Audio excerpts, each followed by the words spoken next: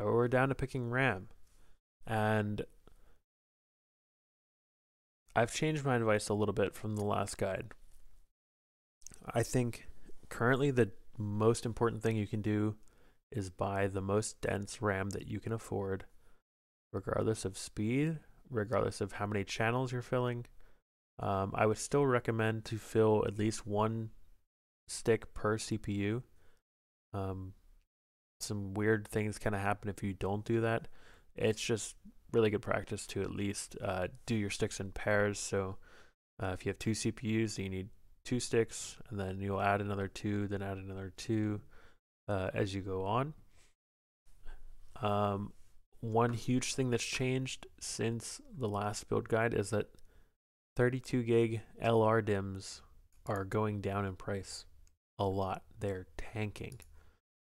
You can get these for $39.98 or best offer for a 32 gig stick. That means you could be looking at $160 for 128 gig. I mean, that's really good. That's really, really good. So yeah, it's going to be more expensive per gig than something like the Samsung 16 gig stick for $17, which surprisingly this is on Amazon. So get these while you can. There's only 18 left in stock right now. But you know, this is almost $1 a gig. So yeah, the 32 gigs more expensive, but it's also more dense. So you're taking up less slots, and you can have more of a potential to expand in the future. Just something to consider.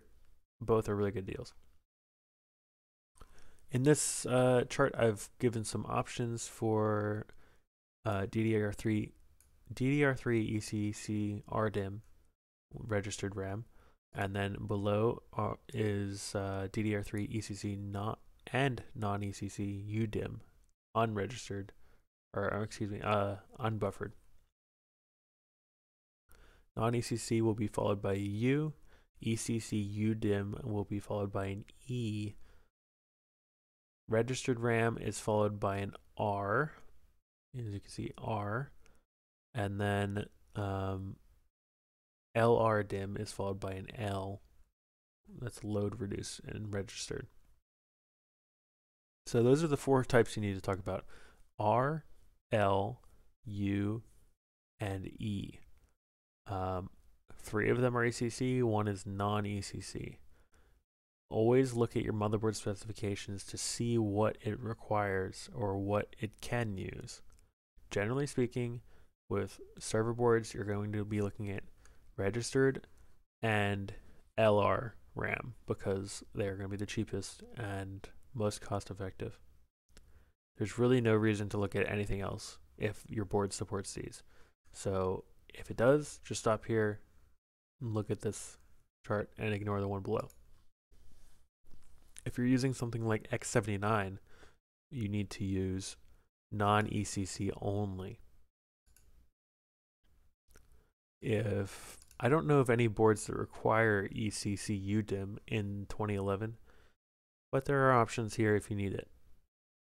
So again, this is a very specifications like important section.